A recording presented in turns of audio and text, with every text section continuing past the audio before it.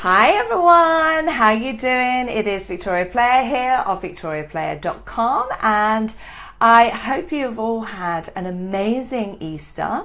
I know if you live in the UK, you are probably still on relaxation mode, because of course it is a bank holiday Monday there. And having said that, I know there'll be lots of you who are tuning in from around the world, and it is a Monday. So I wanted to just share a few pearls of inspiration and business building brilliance with you to get you started and off on the right track this Monday. So for those of you who don't know me, as I said, I'm Victoria Player. I work with go-getting coaches who are looking to drop their visibility issues and really confidently step into their spotlight and create a unique, rewarding and thriving business doing what they love. And today, one of the topics I wanted to speak about was really harnessing the power of focus as a key tool for rapidly growing your business. Now, I know that that doesn't sound sexy. I know that that doesn't sound like rocket science. And a lot of people will be thinking, haven't you got something better to give me, Victoria? But the truth is, the lack of focus I see within a lot of women entrepreneurs' businesses is absolutely crippling. And the thing that inspired me to choose this topic today is when I first start working with clients, obviously I review everything that they're doing. And I find that this lack of focus, or indeed their struggle to know what to focus on, is the very thing that makes or breaks their business. And what I've found is that, the common theme across the board is this what I call bright, shiny object syndrome, where there's, we've got the internet out there, we've got social media, we can see into other people's lives, we can look at our competitors, we can look at what other people are doing in the marketplace, and we can, take an outside view into the lives of the people we respect and admire. And from a business standpoint, it is very easy to start thinking, oh, well, this person over here, they're implementing that strategy, I should do that, and there's this over here I should be doing, and this over here.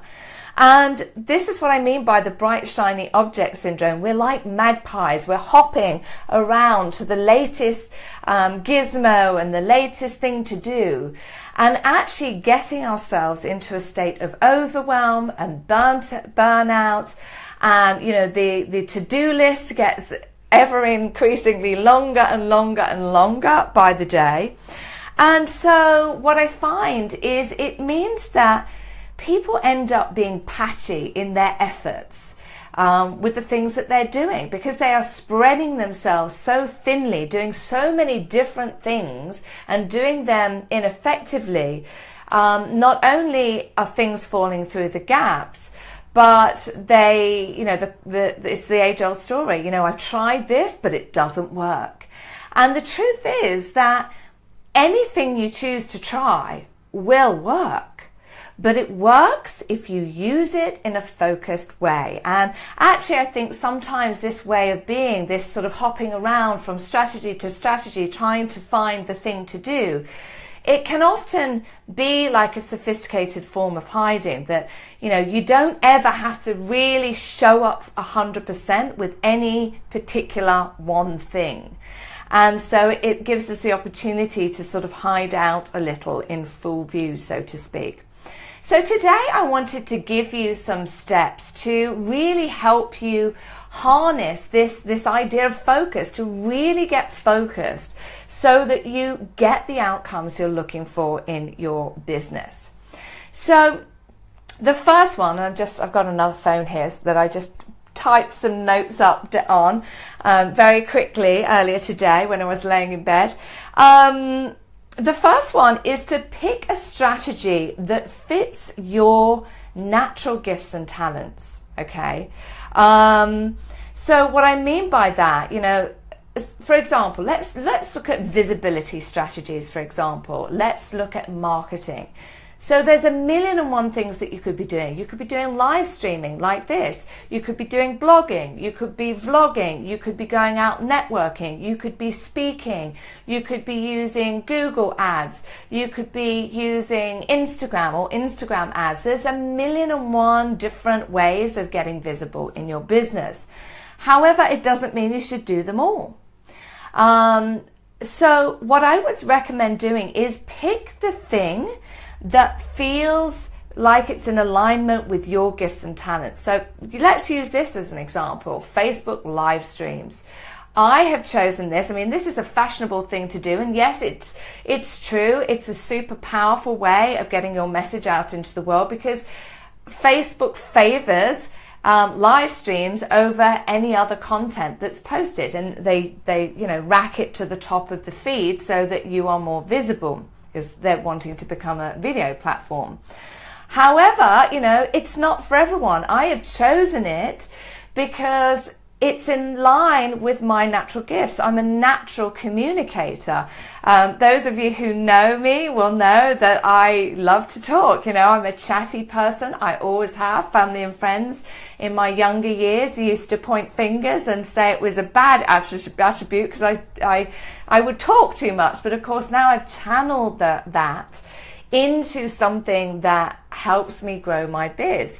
So of course, this is a natural strategy for me to use that's in alignment with my character traits. Now, on the other side of that, when I first got into business 10 years ago, in the very, very early days when I was just starting out as a coach, before I knew any of the things I do today, we didn't have live stream.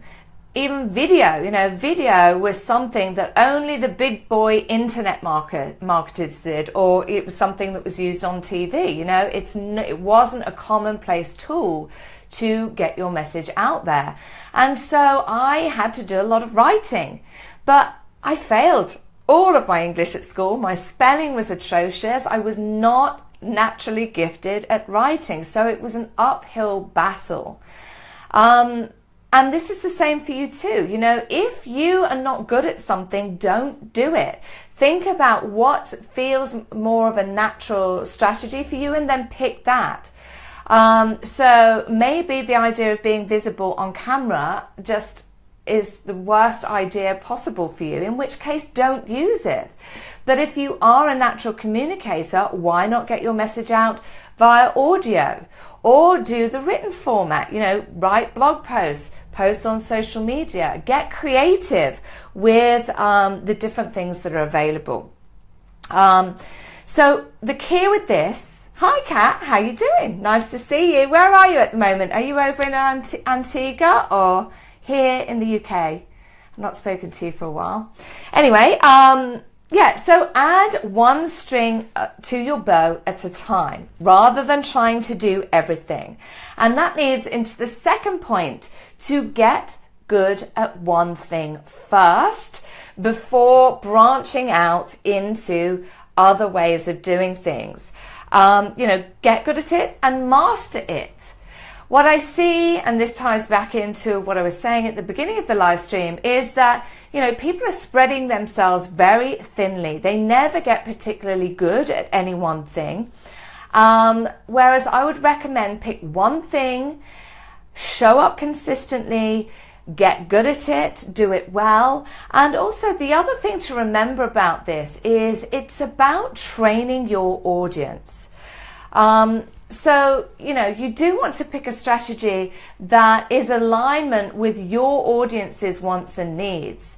So maybe people that are in your niche and, your ideal clients, maybe they want to read more than they want to watch video. Maybe they would rather listen to an audio than watch video. I know for me, I work with a lot of, female coaches, many of which have kids at home. So, it's easy for them to listen to an audio whilst they're doing stuff around the house or driving in the car, rather than sitting and spending focused time watching a video. So build your reputation, you know, for doing one thing and doing it well, because this will then train your people to come and find you in one specific place. The next one is to then create a system to ensure it happens consistently. So once you've perfected the things you're going to do, then do them all the time. This is the key. This is when you start to see results. This is where you start to get momentum, because people come back and find you over and over again. When you're good, when you provide value, when you focus on specific topics on one specific platform, people come and find you over and over again. And this is when the magic starts to happen. So, you know, if you want to be out networking, make sure you have a system that say that at the beginning of the month you book in all your networking events for that month. Or if you're going to do live streams, you know, decide you're going to live stream on specific dates at specific times, and that way you can plan out all your topics that you're going to speak about ahead of time. And the great thing about this is that yes, you're going to train your audience, but there's another key element. If you are someone who gets into overwhelm and you feel that, oh my God, I've got so much to do, I'm feeling really burnt out, my to-do list is massively wrong. When you start to systematize your business, you can start then to delegate those tasks. So if you're going to create blog posts, for example, and you send out an article once a week, which you then publish in your email newsletter, why not just chunk out one day at the beginning of the month where you sit down and it's your writing day, and you bash out your 4 blog posts for the month, and you're done. You do not have to think about it again. And then you can delegate to an assistant to have it all set up, to have it posted to your blog with a nice image, and then she can schedule it to go out via social media over the coming weeks and months. And also your assistant can then go and find other blogs that you can be a guest contributor for. She can approach them, she can set it up. The whole piece is automated and you don't have to do it. You spent one day a week creating it all for the month, and Bob's your uncle. The rest of it can then be delegated. So these are some ideas of, you know, that are really going to help you focus your attention so that you can start to get results in your business. So that is it from me today. I'm going to dash off because I know it is the bank holiday and I've got stuff to do myself, but I just wanted to reach out and say hi and share this with you to get you going for this week. Come back to this space or come and find me over at victoriaplayer.com, and I'll be delivering more videos like this going forward later on this week. So take care, enjoy the rest of your day. This is Victoria Player signing out. Bye for now.